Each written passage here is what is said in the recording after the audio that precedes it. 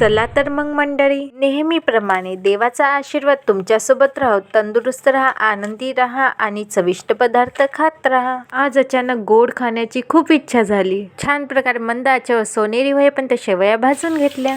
पटकनच एका पातेल्यामध्ये 1 पाव इतके दूध ओतून घेतले. दुधाला उकळी आलेली आहे. मी पटकनच 1 कप इतकी बुरा साखर दुधामध्ये टाकून घेतली. मुलाची उत्सुकता खूपच वाढली शेवया खाण्याची. उकळीच्या दुधामध्ये टाकली वेलची पूड व थोडं फिरवून घेतलं. वेलची पूड व दुधाचा सुगंध इतका दरबडला की खाण्याची इच्छा झाली. लगेच भाजलेल्या शेवया टाकून छान फिरवून घेतले आणि आहा, गोड सुगंध घरभर पसरला. आज सकाळपासून खूप इच्छा होती गोड बनवायचं, म्हणूनच तर बनवल्या ह्या गोड शेवया. त्याआधी एक सबस्क्राईब नक्की करा ही नम्र विनंती.